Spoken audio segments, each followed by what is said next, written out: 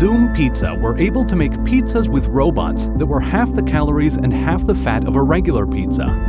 And they started baking your pizza when the pizza oven delivery truck was only 4 minutes away from your home, providing you with a fresh, out-of-the-oven pizza when it arrived at your doorstep. And if you walk into the Spice restaurant in Boston, you'll be served healthy dishes designed by a Michelin star chef in 3 minutes for $7.50. This is done by using a robotic system made up of rotating woks. This video takes a look at the different ways robots are being used to cook our food for us. From robotic arms that can flip burgers, to vending machines that can make custom salad bowls, which provide doctors and nurses with healthy meals during their shifts 24 hours a day. There's also the new concept of ghost kitchens, and how in the future, robots could be cooking your food deliveries too.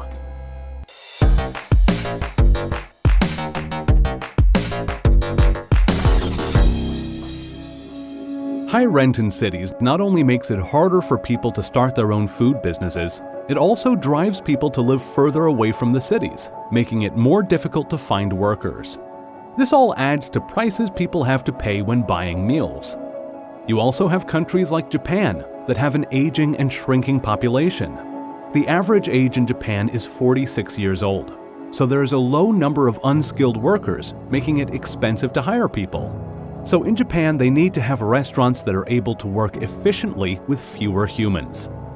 The benefits of having robots cooking is that you need less space, which means paying less rent.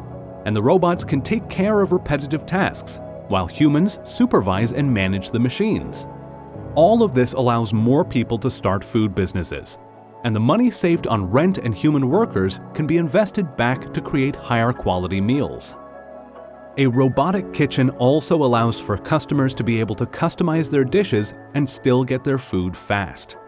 Julia Collins, the co-creator of Zoom Pizza, a company that made pizza-making robots, said that using robots lowered their labor costs, allowing them to invest those savings into using locally sourced, responsibly farmed ingredients. The higher quality ingredients that Zoom Pizza used meant their pizzas were about half the calories and half the fat of the national average for a pizza. And the labor costs were half the national average for pizza chains. But the human workers that did work at Zoom Pizza all had full health benefits and were shareholders in the company. Human workers are still important in robotic kitchens. They're needed for different tasks, such as preparing the food for when the robots and machines take over, making sauces, making side dishes, and keeping things working smoothly.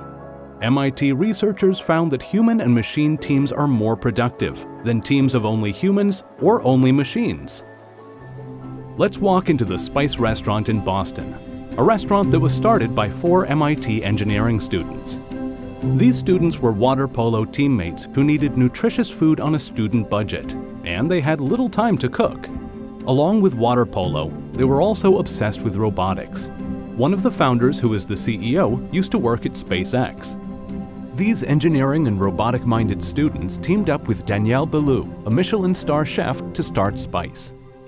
Spice uses 7 robotic woks that can serve 150 meals per hour. These robotic woks can cook customizable rice and grain bowls, curries, salads, stir-fries, pasta, and noodle bowls. You can get Korean, Thai, Indian, and other styles of dishes. A customer walks in and places an order on a touchscreen, and they are able to customize their dish. The order then automatically engages the ingredient delivery system.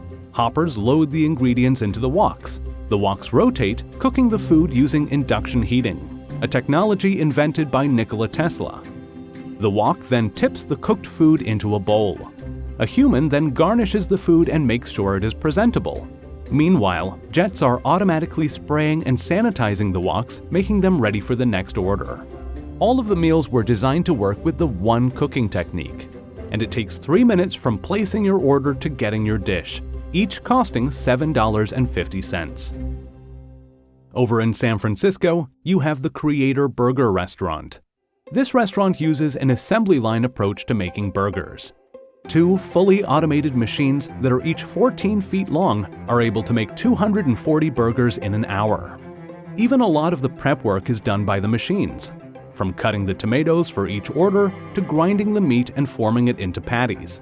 There are 20 computers and 350 sensors that make this possible.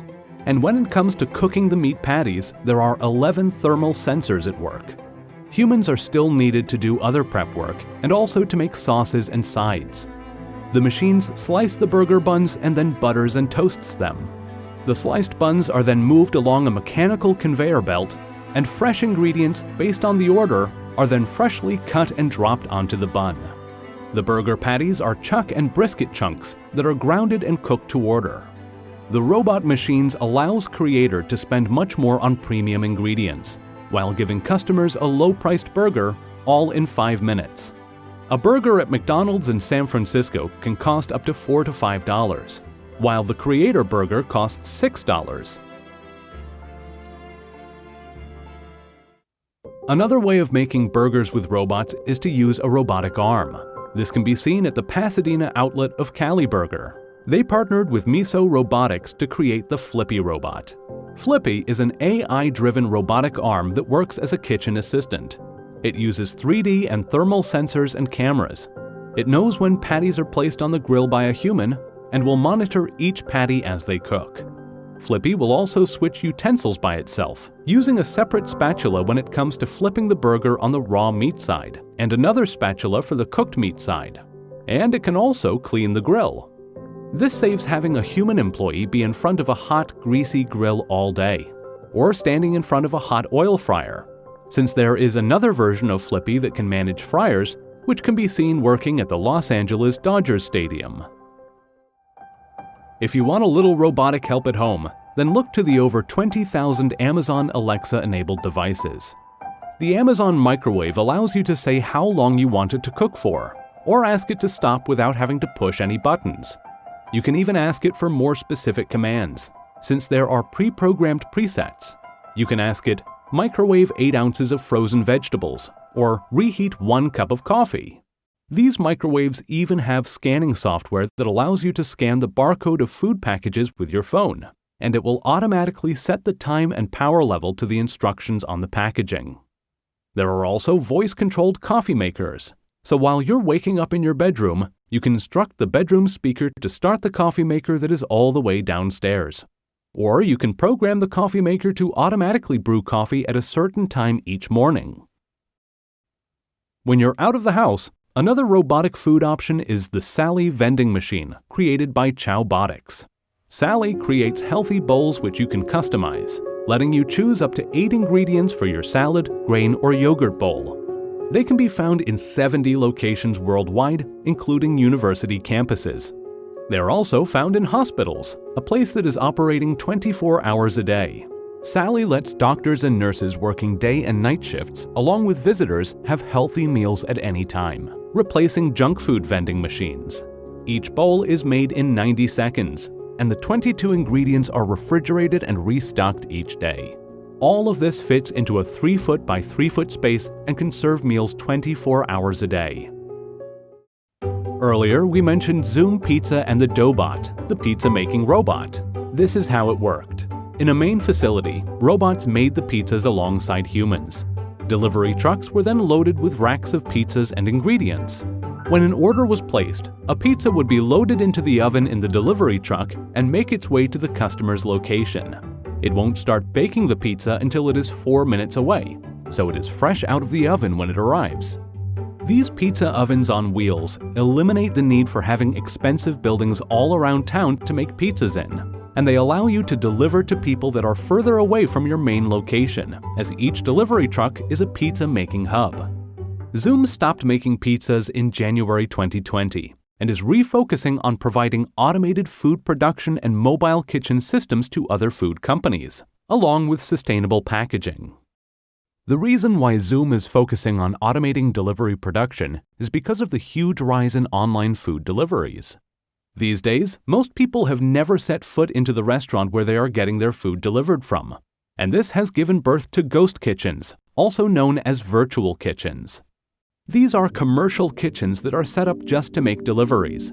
There's no need for an expensive restaurant space where people sit down and eat when you can just make online deliveries. Some are operated like a co-working space, where in a large space you have a number of small kitchens that can be rented out month to month. catering companies have been using these kitchens. Now you have food delivery-only restaurant names being started in them. And there are also restaurants who do have a restaurant location that operate in a ghost kitchen in another part of the city. This lets them expand their delivery area without needing to open another restaurant space. Both Deliveroo and Uber Eats have opened ghost kitchens in Paris.